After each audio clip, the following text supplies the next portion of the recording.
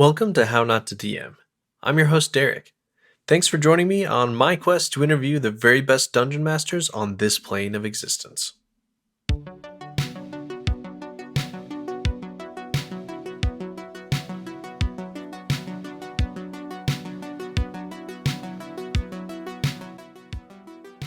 Before we get started, I need to shout out my patrons: Robert, Matthew, Brenda, Garrett, Jeff, Paul, Joaquin, Tobias, Carol, Fernando, Justin, Matt, and Robert. Thanks to each one of you for helping make How Not to DM happen. If you'd like to support the show, want a shout out on my next episode, or want an inside scoop on my upcoming guests, consider joining. You can find the link in my episode notes, my Linktree, or by heading to patreon.com/HN2DM. Remember that 10% of my ad and patron money goes to support local LGBTQ+ youth via Encircle. Check out my Linktree for more information. And now, onto this episode's guest announcement. Sara Thompson, known as Mustang's Art on Twitter, is best known for the 5e Combat Wheelchair, an incredibly creative piece of game design made to make the world's greatest role-playing game more accessible. But that's far from their only contribution. Sara has also done a ton of work on consulting and designing for other popular TTRPGs, focusing on accessibility and inclusion. Enjoy! Hi, I'm Sara, also known as Mustang's Art on Twitter. I work advocating for better disability representation within tabletop games and have also dabbled in a couple of video games and comics and things like that. So pretty much my work is that. I've also done a few adventures and stuff writing for companies. And yeah, I pretty much do it freelance at the moment. Yeah, and we'll dig into all of the different projects you've worked on because there are many of them in a little bit. I'm really excited about that. So how did you get into tabletop role-playing games initially? I had a really bad experience playing D&D 4th edition in high school with a group of all boys, and I was the only femme person there. Played a female character, and my character was pretty much degraded to always being the damsel in distress. And I was like, this sucks. Like, this isn't fun. Is this what it's meant to be like? And everyone's like, yeah, that's like, what it's meant to be like. We save each other, except I was the only one ever being saved and never did any like heroics really. And I was like, yeah, no, this game sucks. I'm never playing it again. And it kind of really put me off for a while. And then when I got to sixth form, which in the UK is like your 2 years before you go to university. So I was about 17 at the time, and a partner at the time was like, hey, do you want to play D&D 5th edition? Because it's very easy to pick up. It focuses more on collaborative storytelling. It's fun.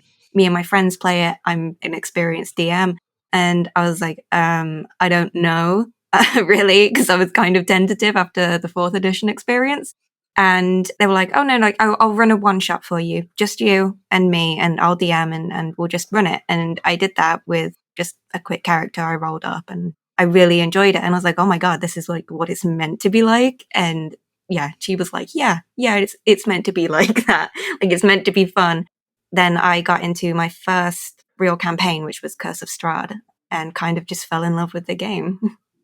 Have you talked to a lot of people who've had that similar experience, or have you heard that same story a lot where people have a bad experience because of what the other players' expectations are based on the player's gender or the character's gender, stuff like that? When we went to university and we formed like a group, we found that, yeah, people had like bad experiences, even with 5th edition. And it turned out it's because their DM had the mindset of it's the DM versus the players and, not really telling a cohesive story, more just kind of throwing monsters. And that's not what everybody wanted to play. Yeah. Like throwing monsters at people is fine if you're doing like, if everyone agrees and it's a dungeon crawler and people want to do that, like I fully understand. But they were kind of told it was meant to be like this story, but like there was no real story or direction, and they kept getting railroaded anytime they wanted to do something else. So like our group kind of focused on like talking about what everybody wanted out of the session and building a whole campaign around that by using the pre-written campaigns with just a few different text flavors and, skin changes, basically. What a concept, asking players what they want to do. Yeah. You know, I'm and then, only laughing yeah. because it's a newbie mistake for sure to kind of try to railroad people, or maybe they just don't know any better, right? You know, so Yeah, it can be a thing. You know, you get kind of caught up in the story that you as the DM have in your head, and it can be frustrating when the characters are like, "I'm going to go talk to this random NPC that like you've not bothered naming," yes, and yes. strike up a friendship, which can be, you know, really startling, especially if I've found from a lot of my friends who first time DM'd, and they said it's kind of startling when that happens. They said, like, from watching podcasts, they kind of expect it to be like, you know, Critical Role, which, you know, people have this expectation of like, there's this grand story and all the players are like, but you don't see what goes on behind the scenes where, like, you know, they discuss ideas and where the story's going next, which is how the podcast stays kind of cohesive. And Matthew Yeah. Mercer's hours of prep, I'm sure, and yeah, you know, anyway. Like, he's a master dungeon master, really. Like, no He better really words is. for it. Yeah. So, Sarah, have you ever run games for people? And if so, do you remember your first experience and kind of what that was like? My first experience, I DM'd with my university group. I DM'd Curse of Strahd because that's my favorite 5th edition module. Like, all of its problems aside, like, it's my favorite. I love Gothic horror, and I just, yeah, Strahd's such a fun antagonist to play as. It was a lot of fun, and I even had that experience of like, oh, but the story is meant to be going in this direction, but, you know, they got distracted by a random Vistani woman who like had a funny name, and they were like, yeah, we want to be friends with her because she's got like a cool name. And I'm like, okay, now I need to like piece together a random character and try and fit her into the story. So it was a lot of like learning that there are going to be curveballs like that, and to not dodge them, but actually like catch them and then roll with it is like the best way. I found the DMing style that like I've heard it referred to as is the yes and, like, say yes to it and then build something wild off it because it's just meant to be silly and fun. And you come up with some really good roleplay moments when people are allowed to really be their character and like do something very impulsive that maybe wouldn't fit the story, but like you can work it in, and it comes up with like, you know, a lot of laughs, and it was fun. It was a good learning curve. Yeah, it does sound like it. And it sounds like you picked up on a lot of things quickly too. But I still have to ask, what do you feel like are some of the big mistakes you've made while running games? It could be from that particular game, and it could be from games since then. But yeah, what are some things that you've kind of run into that other people could learn from? Basically, the kind of don't try and fight against what the players want to do, because that only ends up with railroading. And it's okay to like gently guide people back on track, which like you refer to as like herding cats most of the time. That's what D&D's like. And it can be difficult to do it, but you know, eventually if you go with that kind of yes and attitude, like you can kind of just roll everything back around anyway pretty quick. You know, because the less time you spend actively fighting a player who wants to just do something different, it's time that like you could have just said yes and then got them back to the story again. It's fine, like, if you want to be inspired by certain DMs, but don't let that be like what your whole story is like based on and what you base these NPCs on and things like that. Because well, I really wanted to try DMing after watching Dice Camera Action, because I love Chris Perkins as a DM, amazing DM. And his version of Barovia and Strahd was like so much fun and interesting. But I kind of learned that it's okay to take inspiration, but not like one for one, like what the character types were for like Strahd and stuff. Like, I found that my Strahd is a lot more fun when he's really like spiteful, petty, and I like going with that. And like there was a whole thing where one of the characters was actually taller than Strahd, so he started turning up in high heels to be taller than them, so that he could be more imposing. Or he would always be on Bocephalus the Wonder Horse, so that like he was always taller. And like, you know, taking inspiration, like I took the inspiration from Chris that he is like a serious character when he wants to be, and he kind of falls into that Chris Perkins style Strahd. But other than that, like, you know, I started using, you know, What We Do in the Shadows as like a reference for vampires because I love that film, and just realizing that you can kind of mash things together and see how they play out. I can't remember the name of basically the guy who's one of Strahd's, courtiers, lovers. I can't remember his name, but he lives at the castle, and we made it that, like, he doesn't love Strahd at all. Like, he did, but then he realized, Strahd's a bad guy, and he just does stupid things all the time, and, like, he ends up resenting this guy, but can't leave because he's under, his, like, spell thing that, vampires spawn are, because he was a vampire spawn. And so basically, like, the players found him in the tombs with Strahd's, like, other brides, his undead brides, and, like, they have, like, a We Hate Strahd club going on.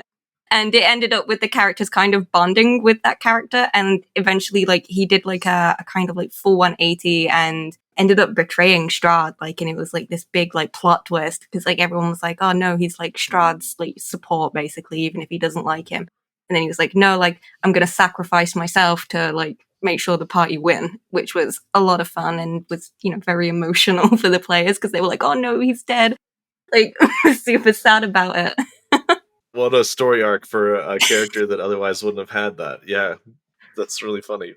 Other than that, do you have any other kind of memories of really fun or interesting stuff that's happened while you're playing games that everyone still remembers as really cool moments? It was my second character I'd ever played. His name is Sal Buckthorn. He's a faun, and he lived his whole life in the Feywild and, like, crossed over to, like, the material plane. And he has, like, no idea what's going on. Like, doesn't understand the customs, the laws, anything. But, like, he's there to have, like, a fun time. Yeah, he loves it.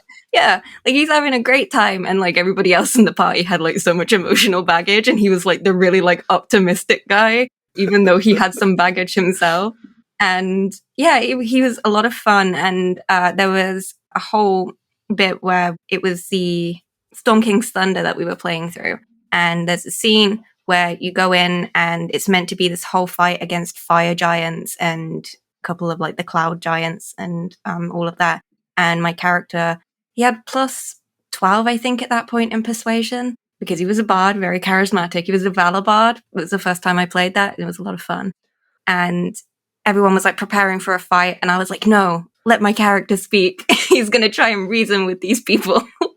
And he was the only person in the group that knew Giant, and he kind of had learned from our interactions with past Giants how afraid they were of, like, their own gods and everything. So, like, he basically talked them down by saying, like, oh, your gods wouldn't want this, and, like, do you want to end up, like, in, like, this purgatory, like, kind of thing? And every Giant except for one ended up stepping down. Like, I think I rolled, like, a nat 20, so it was, like, a 32 on the roll.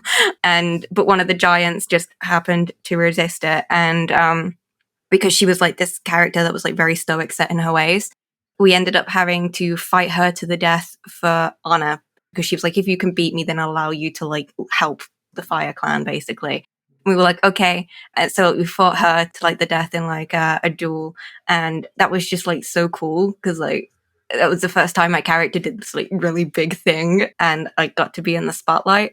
Like, our DM was good at putting everyone in the spotlight, but, like, that was, like, the moment that, like, shone for me. Like, I was like, yes, this is just amazing. Like, I really love D&D. And then in a FFG Star Wars game that I ran, I had it set during the Clone Wars, and the rule was nobody could play a Force sensitive. Everyone was playing a clone from a regiment. They went and, like, had all these bonds with, like, the young Padawan of, like, their Jedi general. They really bonded with this kid, and it was great. And then the kid and them were sent out on a mission. And then I was like, oh, like, one of you get a comm call. And they were like, oh, okay, accept. And I was like, the visage of Palpatine appears and says, execute Order 66. I knew it. I knew you were going to do Order 66. And, like, everyone's faces, like, dropped. They were like, no! They got this Padawan child with them, this Padawan child that had lost their lightsaber literally the session before. And they were like, oh no, like, everyone was screaming. It was so funny. And then I was like, okay, make rolls to resist your inhibitor chips. And everyone was like, oh my god. And, like, they only had, like, 2 light side die left, and there were 4 clone characters. And they were like, okay, like, who of us is gonna get to use the light side dice to succeed this check? And then like 2 of them managed and like protected the Padawan, but had to kill the other 2. And like, yeah, it was just funny because I was sat there as the GM laughing, like trying to take it seriously because everyone was just screaming. It was absolute havoc. It was amazing. This very dark, dramatic moment, and everyone's just... Everyone was just like yelling. Yeah, it was so good. That's so rude. And then afterwards, they were like, I can't believe like you've traumatized us. Like, we trusted you, and then you pulled Order 66 as the last session. And they were like, great. So like now we're all like miserable. 2 of our friends are dead. The Padawan is like traumatized. The other 2 clones are upset because they killed their friends. It was wild. Like, and I just remember that being like so much fun. Yeah, that's cool. So you mentioned Matt Mercer, Chris Perkins. Any other particular DMs that you really look up to or have kind of taken parts of their style as your own style just because you enjoy it so much? It depends really on the game. Like for Star Wars, for example, like the show that Jesse Cox has on his channel, I watched that and like I took inspiration from like the kind of plot twists and things that they did because they did an Order 66 plot twist, and I was like, that's such a good idea. I'm going to have my last session be that to really mess up the players. With Matt Mercer, the kind of inspiration I took from him is the yes and catching the curveballs and putting them into the story rather than having them be separate and seen as restrictive. The McElroy brothers as well, like in terms of improv, like how they can really just like start a weird conversation and have like these weirdly named NPCs that were like named as a joke kind of be like these really emotional characters with like full backstory, like Barry Blue Jeans. Like, that's extremely funny. And the fact that like Garfield is like a shopkeeper in the universe, I love that. I think that's just really fun. And with Chris Perkins, I like take the inspiration of using a player's backstory to immerse them into the story that you are telling, like have these connections be made so that characters are invested and want to keep the plot going forward rather than seeing multiple branching paths and just arguing amongst themselves which one they want to go to. You know, you give everyone kind of a reason to be involved. And also from his style as well, like getting every character to have like that moment to shine, like to contribute, like setting up whether it's encounters or just like random scenes that are very much tailored, not to just like one specific character, like every character has something to contribute, but just something that like that character could shine in if they wanted to take that chance. You know, like a barbarian, like finding a crack in a wall and then smashing through the wall, that kind of thing. They're all like big inspirations. And just the people I also like follow on Twitter as well. Like there are loads of excellent DMs. Even if I don't necessarily watch the show, like I'll read their takes on like Twitter threads. Like, this helped me be a better DM. There are just like so many, and getting to see people as well, like sharing stories on Twitter of like good things that happened in their campaign. It's like, yeah, that's a good idea. Like, I'm going to like steal that, put my own twist on it and put it into my game.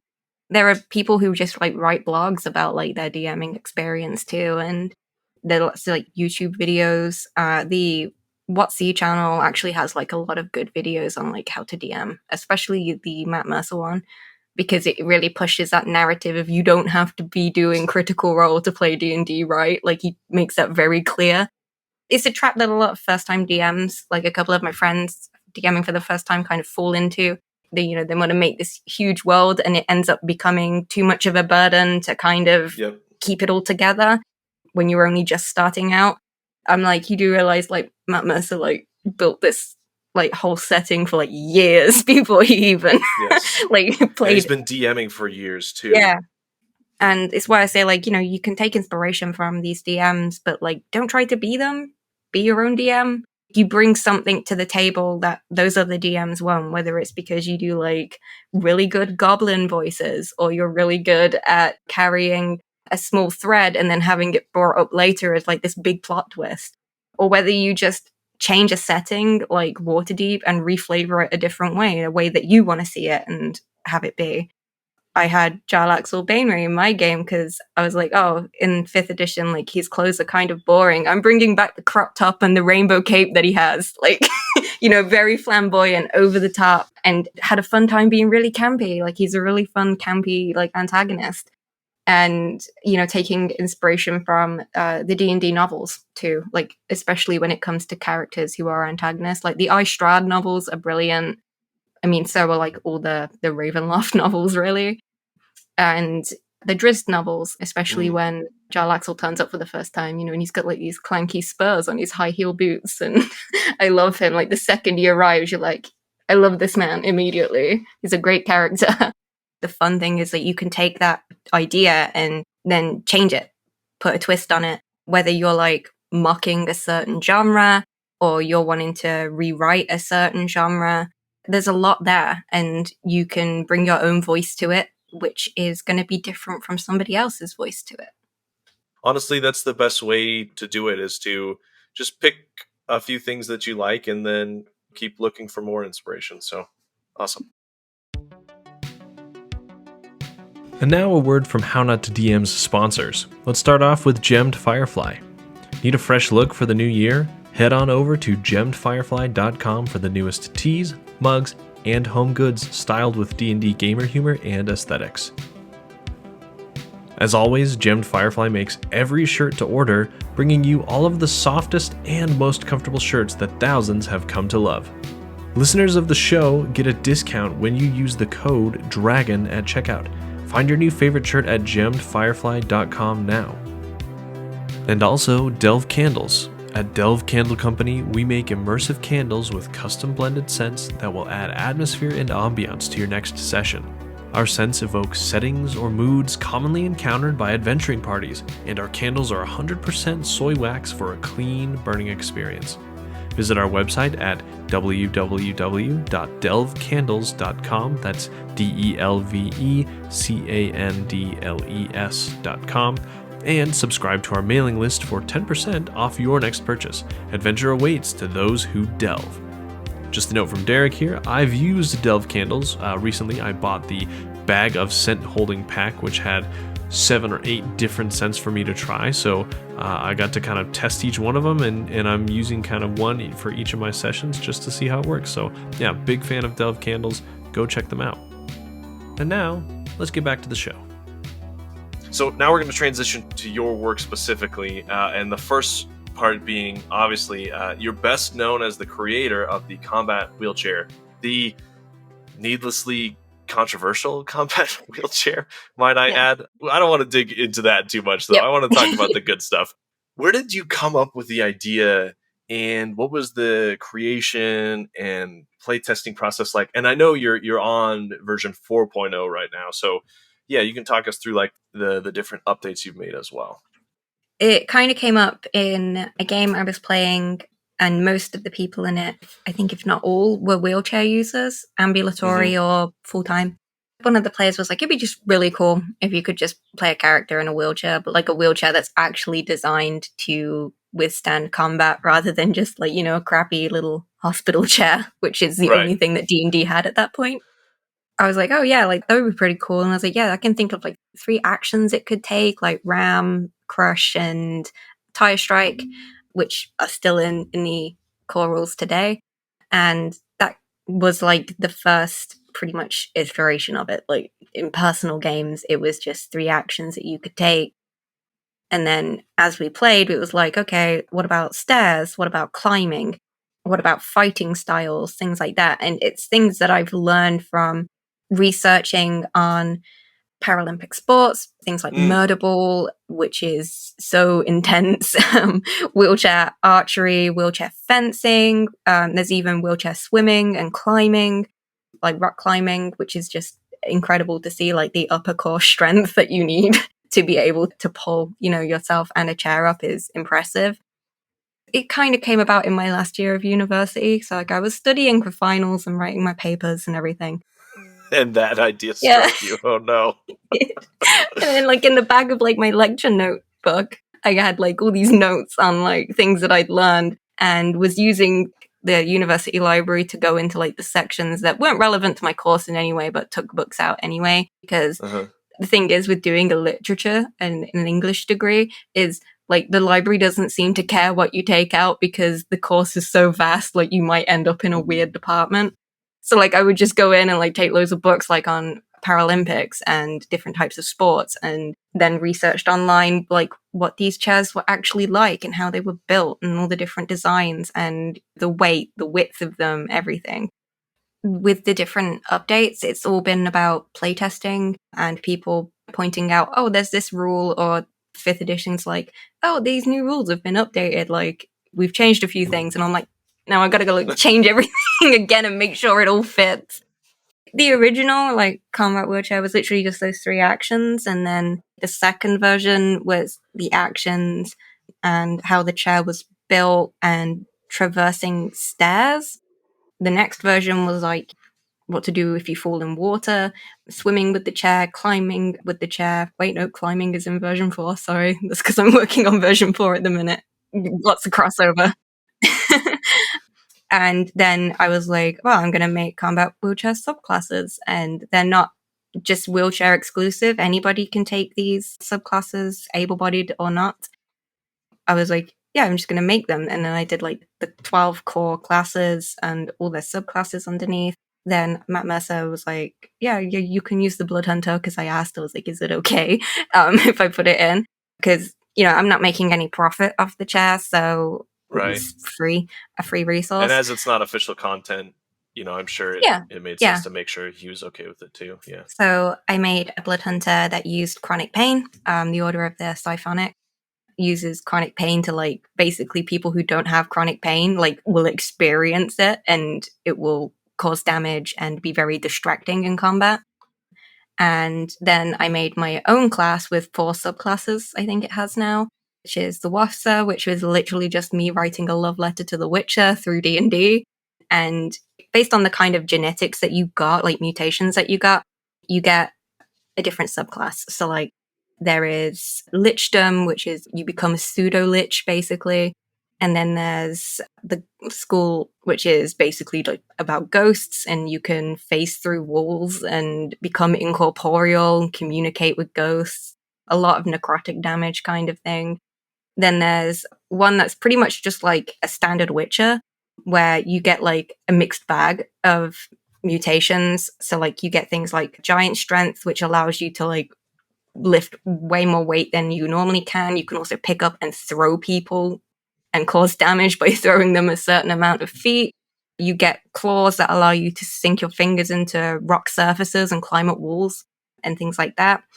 And like you get like superior kind of smell and sight and things. And then like in the core class itself, as you level up, you get a new mutation. So like there's a fun one. One of my favorite ones is the vampire mutation, which is as long as you have 1 hit point still, you can regenerate 5 hit points per round. But you can't do it when you're standing in running water because vampires can't. And then there's a harpy one as well, which makes you have advantage on spells with like effects that you have to roll for. And playing around with different things like that. There's a werewolf one, which is like you get like proficiency in like perception and smell, taste, and you can track by scent alone. You have to roll though if you lose track of the scent to see if you can pick it up again. And like griffin eyes that give you like very superior vision, like you can basically like focus in. I also added in like 3.0.1 to that subclass different blade oils, which are literally like, I just was like, The Witcher has blade oils, now this subclass can have blade oils. And you know, depending on what blade oil you put on your sword, you get like a certain amount of extra damage to certain creature types, but you have to like brew them every day kind of thing and keep on top of them and, you know, make sure you have all the ingredients and parts to make them. So yeah, getting to play around with that. It's something that D&D hasn't done, like, you know, classes that allow you to incorporate parts of monsters that traditionally, you know, you would go out fighting. I think it's a fun concept to fight monsters by becoming part monster yourself, which is just something that's always fascinated me about The Witcher as well, as a big fan of it. So yeah, getting to do that. And then all these subclasses came out, and then I also commissioned artists out of my own money and had them all make artwork for the combat wheelchair.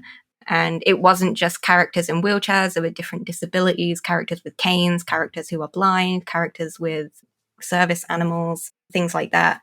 Like the Wizard School of Bonds, which is basically you have a familiar, but the familiar kind of levels up with you and you gain stuff from them and they gain stuff from you.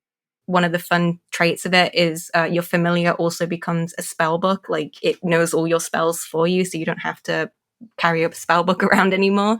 That's really cool. Like a shared memory kind of thing. Yeah. And you can train them to be service animals, which is just like a little additional kind of ruling. Like they'll follow orders from you and they'll also follow orders from your friends if you train it to.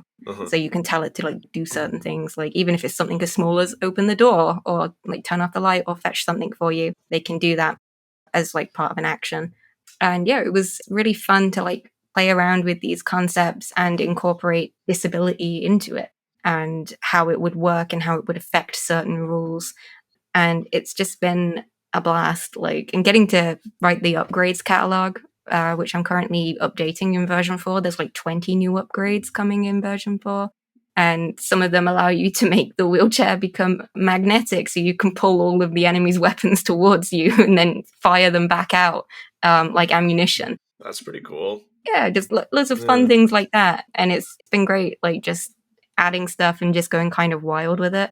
And yeah, it's still like in the kind of playtest version, everything's still being checked to make sure it's balanced, or at least as balanced as it can be with the current rulings. And it's just been a load of fun. Like I made a tweet about it the other day where I was like, I really don't regret ever making the combat wheelchair. It's something that like, it's always fun to come back to. Because I'm like, oh, I have this really fun new idea and I know other people are going to enjoy it and it's going to be fun. Yeah. One of the new upgrades that recently upset people on the internet was they found out that one of the upgrades allows you to negate the effects of the heat metal spell on the chair as long as your chair is made of metal. And it's only something that you can do once per day. It's limited. It kind of works like arcane absorption. And people were like, oh, but like, I want to do that. Like, I can't cast heat metal on the chair anymore. That's not fair. And I was like, it's kind of weird though that like you want to do it to a person's wheelchair. Why not do it to the armor that they're wearing or the weapon that they're holding in their hand? It says something about you that's upset you. And the odds that any of these people are actually playing in a game where there's someone using a combat wheelchair, I feel like is very slim anyways. Yeah. People just find reasons to be mad. Heat metal has a con save anyway. Like everyone can resist it. What are you worried about? I'll just put there on Twitter and I'll be like, that's just a very strange take, but okay. I'm sure you have seen the worst of the worst the internet has to offer. Those subclasses sound really cool. The classes and subclasses, a lot of variation in there, a lot of creative ideas that I would have never thought of. I was picturing, you were talking about like the harpy and the wolf and stuff. I was like, oh yeah, those would make really cool Witcher pendants, right? Like the one that you wear if it's your kind of subclass thing. So that's awesome. The chair has shown up in all sorts of different places. You've got a character in Idle Champions and it's your character. Critical Role had an appearance of someone using it. Hero Forge even offers, like, you can put your mini in a combat wheelchair now. What is it like to see these crazy ripple effect of something that you thought, hey, this would be a good idea, and now it's just kind of all over the place? You know, what's that like? Every time people ask, I'm just like, it's wild, man. Like, I don't know how to explain it. Like, because it all kind of really kicked off, I would say, when I put it online and I was like, yeah, a few people will, I'm sure, like it and it will matter to them. And that's what I care about. I'm not posting it to like, you know, get clout or whatever. And then Matt Mercer retweeted it and was like, this is a really fun concept. Like, this is very cool. And I was like, okay, thank you, Matt Mercer. Kind of shocked. And then literally, I think it was like a day later or something, he followed me back on Twitter and I was like, you do you? Okay, like, thank you for following me. That's kind of surprising. Mm-hmm. Then he messaged and was like, hey, we want to put a character who uses a wheelchair using your rule set in Critical Role. And I was like, okay, you know, kind of what are you going to say now? Yeah. I literally sat there with the message open for like 30 minutes. Like, what do I say to that other than like scream? You know? Yeah, just like send a GIF or something. Yeah. There's like a panicked scream. But yeah, it was really touching that he wanted to do that. And it kind of had this big knock-on effect of helping to normalize the combat wheelchair. I think a lot of people who had reservations about it realized that it really isn't overpowered at all. It's designed to adapt to the person that's using it. And I think that kind of throws people off because they're like, oh, there's all these upgrades. Yes, but you can only have 3 of them, and you can only have certain ones because you can't have certain upgrades while you have others on because there's no room on the chair. Like, it's balanced. And getting to see people realize, oh, it's kind of more tailored to the user, which is what it's always meant to be about, because I wanted to replicate that is very much a real thing for wheelchair users. You know, we decorate them and change pieces of them to make them more comfortable and suited to what we do. So yeah, getting to see the kind of knock-on effect. Then Idol Champions reached out and were like, hey, we'd like to put a wheelchair using character in. Do you happen to have a character, or would you like to make one with us? And I did happen to have a character, but I'd only played him a little bit in Waterdeep Dragon Heist. And that was Talon Uren, who appears not only in like the PDF, like source material, like he appears in the short fictional writings as well. And then there's the game that he's in, and I've also played him a couple times on people's streams, which has been fun. And getting to see him in a game is very surreal, and seeing him animated is very surreal. And I'm like, wow, my character is canon in a D&D setting. That's bizarre. Yeah. And it was so funny because, like, considering his backstory, like working for Jarlaxle Bainray and everything, it was just so surreal to have them both on screen next to each other in the group. And they have like boons and benefits. Like, if you align yourself with Jarlaxle, which Talon does often, like all of the evil and chaotic evil, like aligned characters also get boons. They get boosted, while the heroes kind of get diminished down, like lawful good and everything. But like, yeah, Jarlaxle gets this massive boost because they've teamed up basically. And getting to see him have, you know, the traditional rogue-like attacks, like there's an animation where like he'll disappear like onto the one side of the screen and then reappear from the shadows to backstab someone, which is amazing to see. Like the fact that he is a rogue and is being portrayed like as a rogue, which is great. And he had like an area of effect damage item, which is scat attacks, where he just throws caltrops like all around the ground to slow down enemies and to damage them, which was one of his upgrades that's actually on the chair. And it's the same with the rim discus as well, where he can take it off and throw it. Like they're chakram blades, basically. They throw them, it hits the character and he catches it back like a boomerang, which was great. I think that's his special move. Yeah, it's just bizarre, like seeing your character, you know, like in a game like that. And then other people online are like, yeah, I've added him to my group. And, you know, I bought all of the bonus items for him and everything. And I'm like, I'm just really glad people like him. That's so cool. He's kind of become like this big character that I work on in my spare time. And like, I love him to death and I love his story so much. And yeah, it's just a lot of fun. Hero Forge as well, when they reached out and were like, yeah, we're making wheelchair options for the minis. This is like what we have so far. And I joined a couple of calls with them and helped them like kind of navigate how the chair should be set. Even just the small details, like having the ability to slant the wheels so it is more like an actual sports chair that can withstand high impact, and getting to change aspects of the frame. The fact that you can decorate it any color you want and add like studs and spikes and daggers on the wheels and things like that. It was a lot of fun. And the fact that then I went and made my own character, Talon, on it, and I ordered him and got him from Hero Forge. And yeah, he's just like a really cool little mini to have. Like, it's my character. He's like doing a little wheelie in his chair and I love him. That's so cool. And it's so much fun. And you know, like they had the option as well that like you can adjust extra appendages like tails and things and wings so that they fit in the chair properly.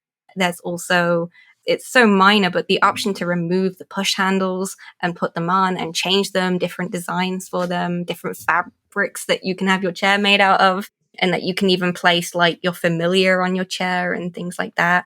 Yeah, it's just been really wild, and like he's a prized possession on my shelf. Like I have him next to the other miniatures that Strata made. They now have one for like every class now for D&D, and each one's like a different ancestry. So you get to see like how the different like body shapes and sizes and extra appendages like all fit in the chair. It was never something I expected to take off in the way that it did. And the fact that it did, I'm very grateful for it, but it's at the same time, like, it can be like overwhelming and like, oh God, like, yeah, you know, these people like my work. Yeah, and the fact that it's helped me in getting jobs at actual companies, like working for them, is really cool. It helped launch your designing career and a lot of the stuff that you've worked on since. So, what are some of the games you've worked on and projects you've worked on that you've helped design to be more inclusive of people with disabilities or you know other kinds of parts of inclusivity? So the first one I got to work on was Pathfinder and Starfinder. They Mhm. reached out, Paizo did, and were like, hey, we really love the combat wheelchair. We'd like for you to make the rule set, but for second edition Pathfinder and Starfinder. And I was like, yeah, okay, sure thing. And like basically like, we worked together and flavored it. And I got to make in the Lost Omens Grand Bazaar book that came out very early this year. It had a shop in it that I made, which is Morhan's Mobility Shop. And it's like this completely accessible shop where he sells all the gear, like prosthetics. And there's even just small things like crutches and canes. Not all of them are made for combat. They're just designed to support a character who may need them. Even things like joint supports. And then we had like the more magical items. There were like reading rings, which for blind people can put the ring on their finger, run their finger like over the page because Braille doesn't exist in the setting. So like it's basically like a reinterpretation of Braille where they can run their fingers over it and it will read it as long as it's in their language. And then there's like an upgraded version where it will read it in any language and translate it for you directly into the language that you know. It also has like an epithet as well of if you're, you know, deaf and blind, it basically interprets it into images and impressions that you understand so you can understand the meaning of the text. And we also added hearing aids, which very sweetly, a lot of people tagged me on Twitter who were deaf or hard of hearing and were like, I can play a character that has hearing aids. And yeah, that's just great. Like, and the fact that there's a superior hearing aid as well, which allows you to hear really far distances and things like that. And yeah, they were just really happy to see that, you know, representation. And it meant a lot to me that like I got to include that. And then I've worked on The Witcher, and now I'm going to have to be careful because NDAs. Yeah, if you say anything that you can't yes. say, let me know and we can edit it out. Don't worry. Sure thing. But as a big fan, this must be really cool, huh? Yeah, that was wild. It was literally not that long after I talked about the Comet wheelchair and stuff, and I'd already made like a kind of relationship with Artel Sorian via Twitter online. And I was in a charity game with Opera Geek, Kelly Butler, and with Doug Cockle, Garrett Rivia, which was bizarre. You know, and we did a charity game. They were like, oh yeah, we're doing some openings for writers. If you're just interested and want to give it a shot, we've let you know, and here's where you can submit it, this email. And I was like, I'll give it a shot, like nothing to lose.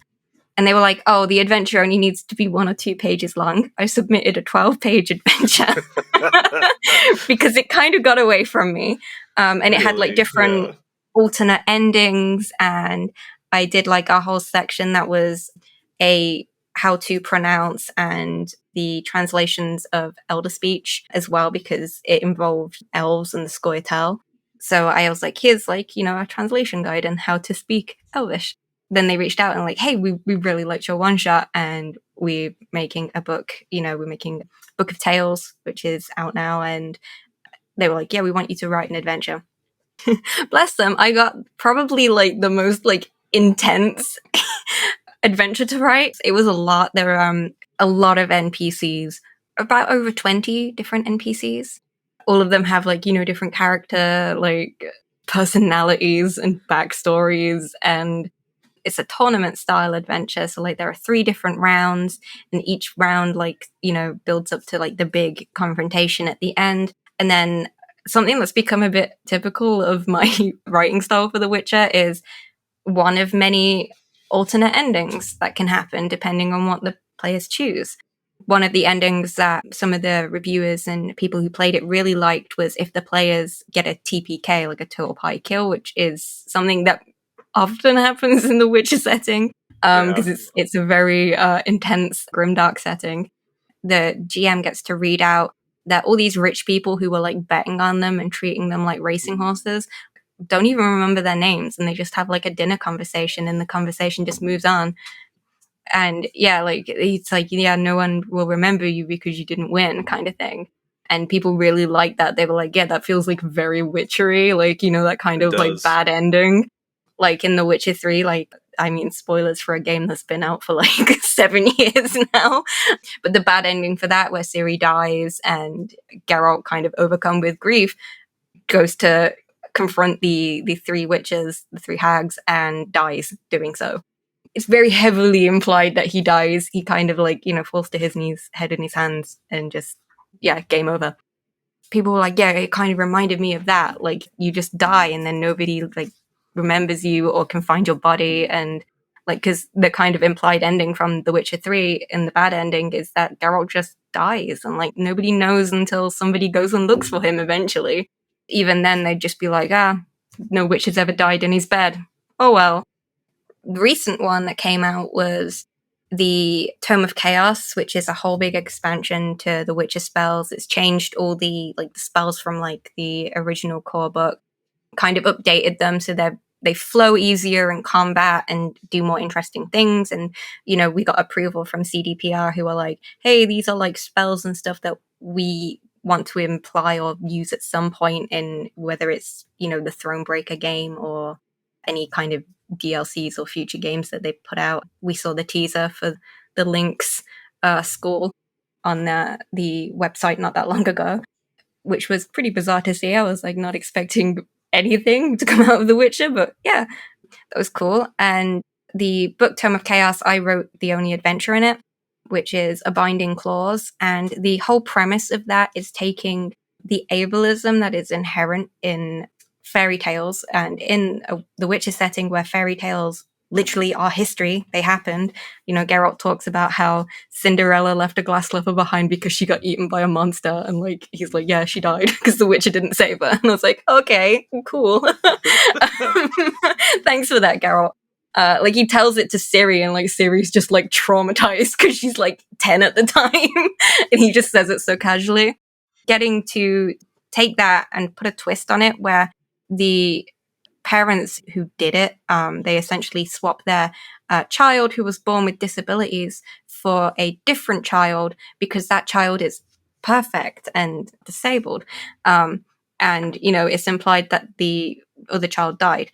And the point of the adventure is that the parents are never portrayed as sympathetic because of what they've done, which is usually a trope where like in fairy tales it's like, oh whoa, the parents, they didn't realize what they were getting into. And it's like, no, they knew what they were getting into and they did it anyway because they're selfish. Because in the story, especially the mother, she cares more about what everybody else thought of her, and she thought that having a disabled child would reflect badly on her, which is a mindset that you do see with ableism. And getting to do that and for once punish the parents who committed this like awful act with a monster, and the monster in it is the Mariluid, which I love. And I made it less like the kind of jovial demon, even though it's a bit weird looking in Celtic Welsh lore.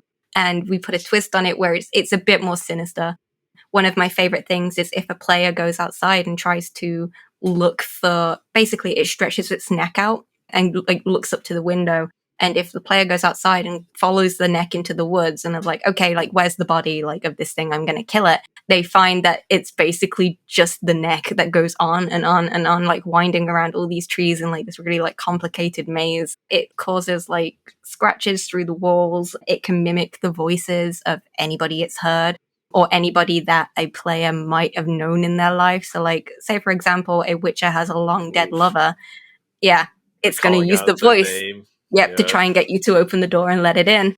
It was really fun to like play with that because I love horror as well, and getting to play with the ableism in fairy tales and ableism in horror trope and turn it on its head and show that, you know, you can still have horror and fairy tale like settings and stuff, but you can still address the ableism in those things.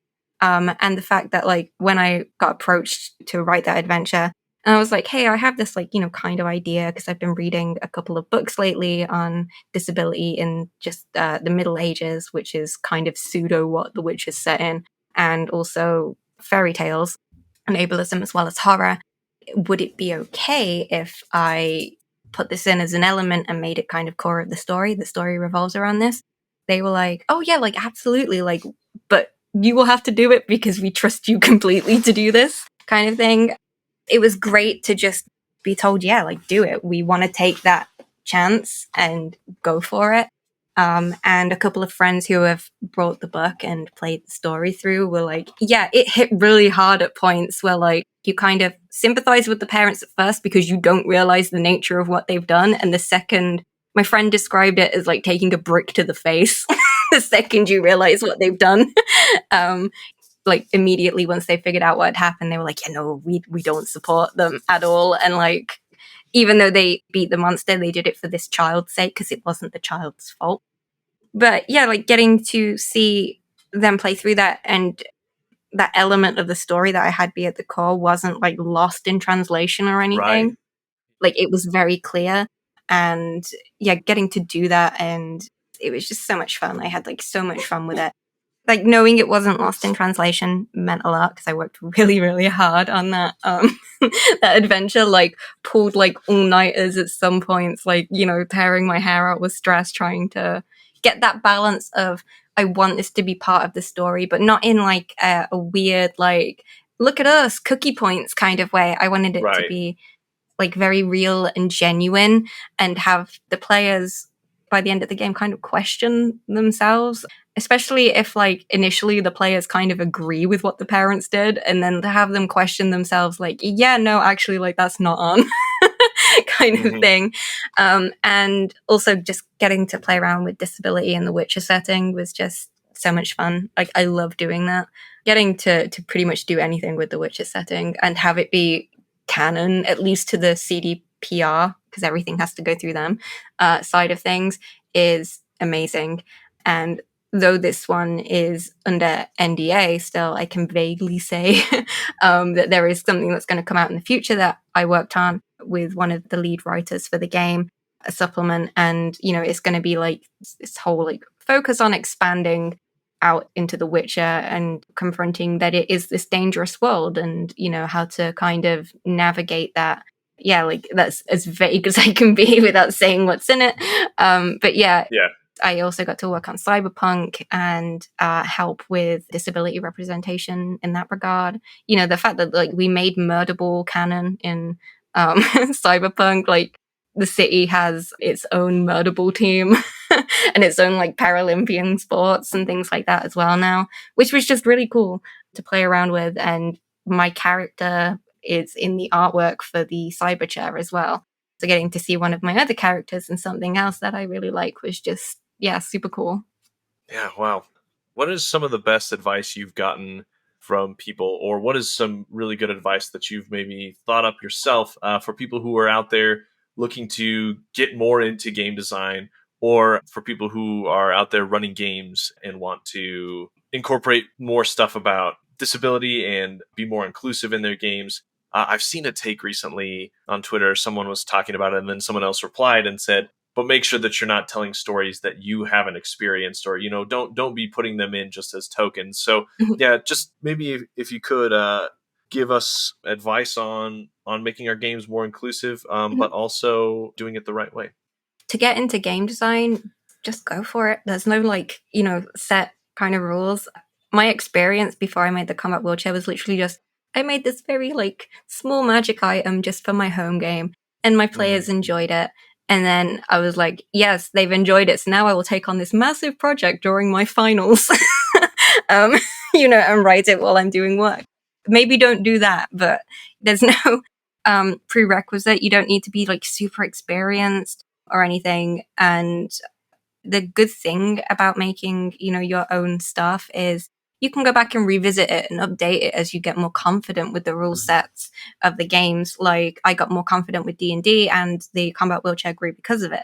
I was kind of confident when I first posted it, but like nowhere on the level now where I'm like, oh, I can kind of, you know, list off the range of like certain items and can tell you how much damage they would do and the different effects and things like that. You know, it's something that I eventually like, you know, got more confident, not just through I think people also think that you have to like read all the source material. Not necessarily. You can read the kind of core rules, but to experience them through play gives you a good idea of how players will use those rules and how they can be bent. So when you end up making a homebrew item, you're like, okay, like I know that a player might think of this situation. So here's an epithet talking about that. I learned that if a player falls into water while wearing the wheelchair and the wheelchair is exceeding the carrying capacity, that it's going to sink, and how to navigate that. And then also putting optional rulings in as I got more confident for people who want to play like more hard games where like items are tracked and like items can break. So like having an optional rule set where the wheelchair can break and what to do if that happens. There's like broken and then there's destroyed beyond repair. So like there are two different ways of playing it. And just like have fun with it. If you've got like a really fun idea and it sounds like bizarre and like it doesn't fit in to D&D, like people tried to argue that a combat wheelchair wouldn't be in a universe where submarines exist and there are spaceships and aliens, but okay. Even if you don't think it will fit in, just do it. Like literally nobody's stopping you but yourself. As cheesy as it is, that saying of like you miss all the shots that you don't take. Also, another thing, you don't have to be good at like maths, like to balance rules out. A lot of the time, like what I do, I'm really bad at math. I kind of put a vague number on it or a vague ruling of how it would work. Play it in game, see what happens. If it's broken, then you can be like, okay, I need to change the amount of damage it does, or I need to put a clause on it to say that it can't do this. Like you kind of just learn as you play. So, if you enjoy even just playing D&D and you don't DM very often, you can still make things. And that kind of goes for like every TTRPG really. And then as well with, accessibility and inclusivity, like you said, it's really important to not tell stories that you haven't experienced unless it's very tricky. Like pretty much the ground is, let disabled people tell these stories that they want to tell about disability. But, if you're, say, part of a company like Critical Role is to do what Matt Mercer did, reach out to someone who's disabled, say, hey, we want to work on this. We need your opinion, and you can see how the character's going to be before we even put it on air. So, yeah, getting to see that and including their voices in it, if you're in that kind of situation, it's very important that you hire people who are disabled. There are so many of us out there who are happy to give our time to talk about experiences, to make sure that like you're putting your best foot forward and not immediately slapping people with something very stereotypical that causes more damage than good. And if you're really unsure, even if you've done all your research and you're really unsure and you're not able to talk to someone who's disabled about the idea that you've had, don't put it in. Don't do it, Especially if it's like you're making a TTRPG from scratch. I get people asking me, but I want to put disability content in, but I'm not disabled and I can only afford to work on it myself, because when you're an independent writer, it's really hard to pay. What I say is like, just leave it out if you can't pay for it, because it's better to not have it than ending up putting something in that's going to cause far more harm than you ever intended it to. It's best to not risk it. It's not putting a cap on saying like you cannot show disabled people in your setting at all. It's just wait until you've got either the experience or somebody who is disabled and you're able to pay them for their time to work on this with you, that then you can start incorporating it. You can always acknowledge it at the beginning of the book, saying that you wanted to put disability representation in, but unfortunately cannot afford it at this time to pay for someone and learn and make sure the rules portray this correctly. Getting to write that kind of thing in and make it very clear that it's not that you're saying that they can't exist in this setting. It's just you as a writer aren't able to handle that material and you feel it would be best left to somebody else when the time comes that you can pay for it. When it comes to payment, especially in the US, because getting benefits in the US if you're disabled is far more restricted, I've noticed, than what it is in the UK. In the UK, you can just be like, here's my official diagnosis, and they will give you an income every month. Understanding that you may not be able to physically pay them with money, or if you can, it has to be like a certain amount, because if it exceeds their income, then they can get their benefits taken away from them.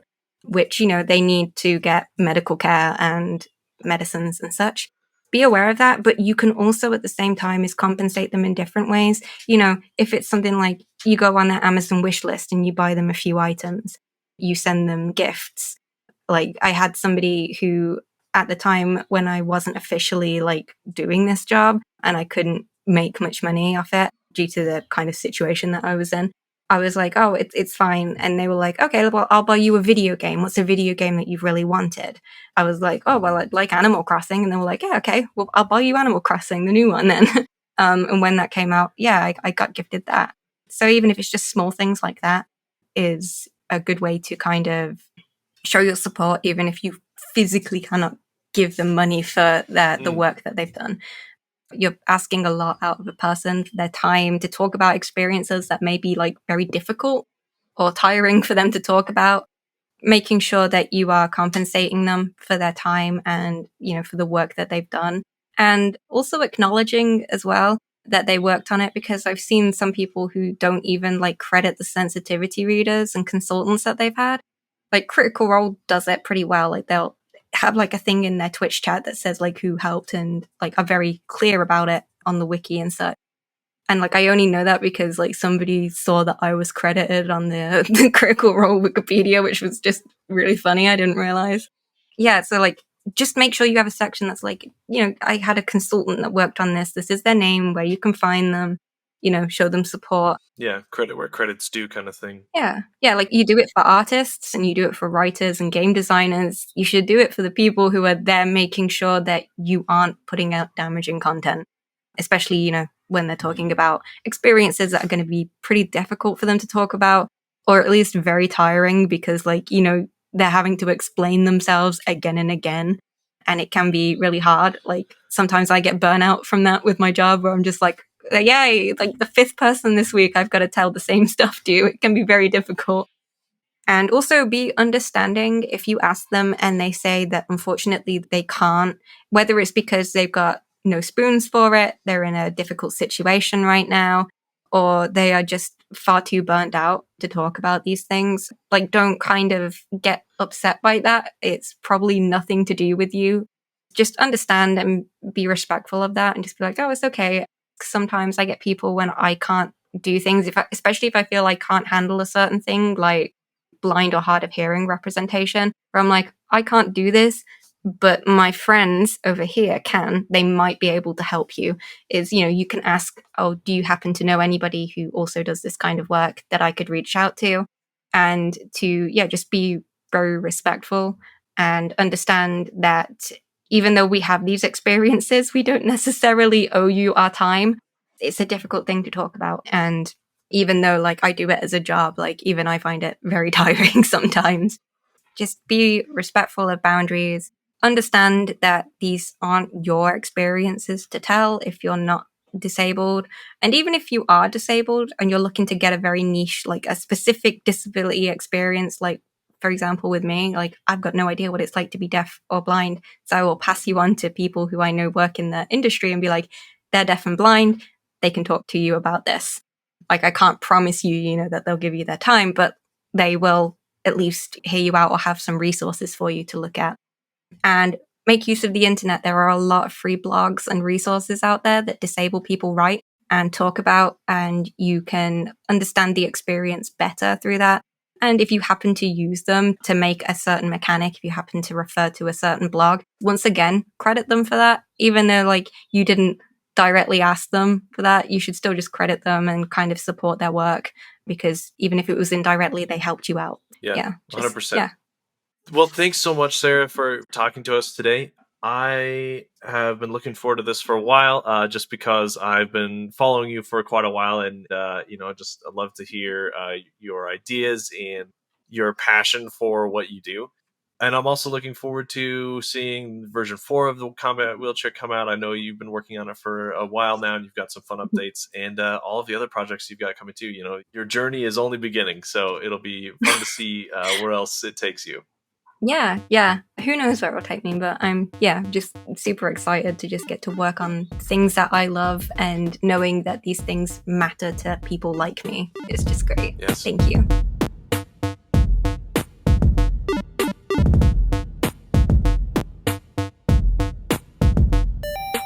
Thank you for listening to How Not to DM. Now it's time for a sneak peek into next week's guests, Dylan and Aram of Kill Every Monster. I do have an ego. And when I run a show now, I don't run that show alone because I have an ego. And so I find a partner that I trust, that I am willing to be vulnerable, that I'm willing, and that is very comfortable telling me, no, Aram, shut up, you're wrong. Ram, you can't swear on this show, you incompetent All right, we can cut that out. boob. Don't worry. I'm sorry. Don't worry. I'm sorry. That's the reason we edit things. I'm going to rephrase. I need someone to basically tell me, you cannot do that, Aram. You are pushing boundaries. You are not seeing things, or just you're being ridiculous. Just get back down to earth. And I have someone that I can trust, and therefore I feel a lot safer in this show because Dylan has as much power and responsibility as I do, and also because Dylan will just shut me down, and that works better for me. For everyone who thinks I'm being unnecessarily mean to Aram, this is an important part of the relationship. Yeah. I need to keep him in check. Absolutely. To hear more about the dynamic between Dylan and Aram, how they got the idea for Kill Every Monster, and some of their best advice for running games, tune in next week.